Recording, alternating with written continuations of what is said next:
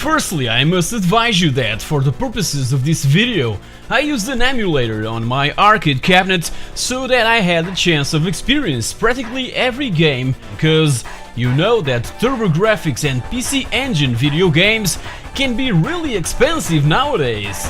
Most of the good stuff remained in Japan, in where the system was massively popular, even outselling the Famicom. Briefly. Besides all that, and in my modest opinion, these games are way more enjoyable using an arcade stick rather than with its original controller. And the system allowed only one of these, so if I wanted to play with a friend, we needed to have also the expensive Turbo Tap accessory. So, emulation on an arcade cabinet is very welcome, thank you! The TurboGrafx 16 Entertainment Super System was released firstly in Japan in October of 1987 and known as PC Engine, with a more compact design. North America and Europe, when I say Europe I mean France, got their version almost 2 years later, in August and in November of 1989 respectively. Other European countries were kind of reluctant about it, and only England and Spain signed contracts to bring a PAL TurboGrafx 16 over to the old continent, which occurred only by 1990, when the Mega Drive was about to arrive. So the lack of support from third-party developers and publishers instantly killed the system in these regions, cause all the attention was towards the brand new Sega 16-bit console. Also, Nintendo certified that the biggest video game developers signed exclusivity contracts, preventing them to release their most popular titles on rival systems.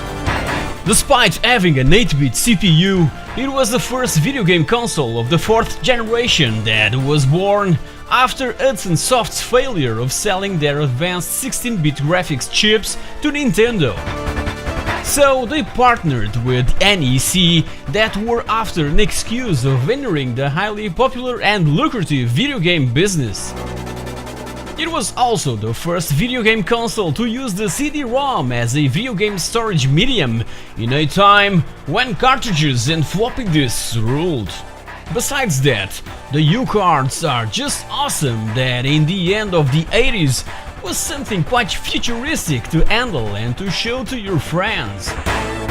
We have to acknowledge that NEC and Hudson Soft pushed gaming technology forward in late 80s, and every single one of us must be grateful for that.